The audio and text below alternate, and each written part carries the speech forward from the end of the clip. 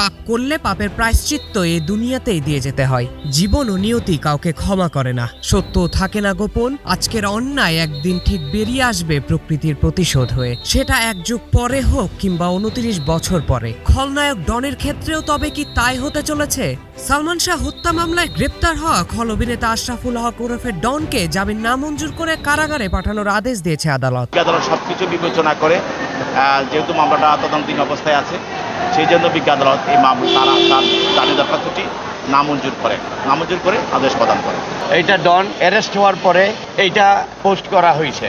শাকিলি কিবরিয়া, মামুন, নীলা চৌধুরীকে বলো সালমান শাহ মৃত্যু নিয়ে বাড়াবাড়ি না করতে, তা না হলে আমরা যেভাবে সালমান শাহকে হত্যা করেছি সেভাবে শাহরানকে হত্যা করব। এইটা ডন অ্যারেস্ট হওয়ার পরে এইটা পোস্ট করা হয়েছে। যার জন্য আমরা সালমান শাহ ভক্ত, সালমান শাহ পরিবার, সালমান শাহর অ্যাটর্নিরা আমরা কেউই নিরাপদ বোধ করছি না। আপনাদেরকে জানাইয়া দিলাম, আপনারা জানাইয়া দেন যেন ডন সহ আরও যারা আছে, সামিরা আছে, ডলি আছে, মনোয়ারা আছে, আবুল আছে, অতি শীঘ্র যেন তাদেরকে গ্রেফতার করে আইনের আওতায় আনা হয়। আপনারা ইতিমধ্যেই জেনেছেন যে চিত্রনায়ক সালমান শাহ হত্যা মামলায় ইতিমধ্যেই এই মামলার 4 নম্বর এজাহারনামী আসামি আশরাফুল হক ডন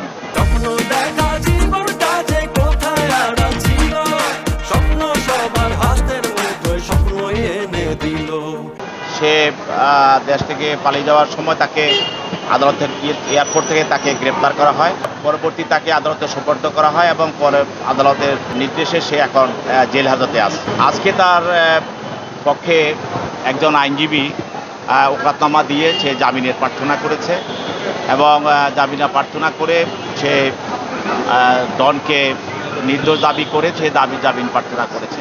সাধারণত যখন জামিন প্রার্থনা করা হয় এই ধরনেরই বক্তব্য দিয়েই বলা হয়, কিন্তু কোনো ধরনের তথ্যগত বক্তব্য দিতে পারে নাই এবং যিনি জামিন চেয়েছেন জামিন যাওয়ার কোনো কারণ, সুনির্দিষ্ট কোনো কারণ উল্লেখ করতে পারে নাই।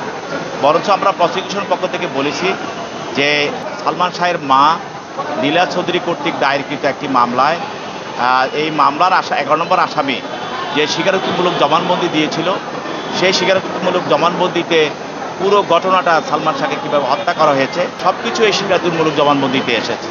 তো সেই হিসাবে বিজ্ঞ আদালত আমরা বলেছি যে মামলাটা তদন্তাধীন অবস্থায় আছে, ইনভেস্টিগেশন চলছে, ইনকোয়ারি চলছে মামলার। এই পর্যায়ে মামলা নিয়েছে, জামিন পেলে মামলার তদন্তে ব্যাঘাত ঘটাবে এবং সে দেশ থেকে পালিয়েও যেতে পারে।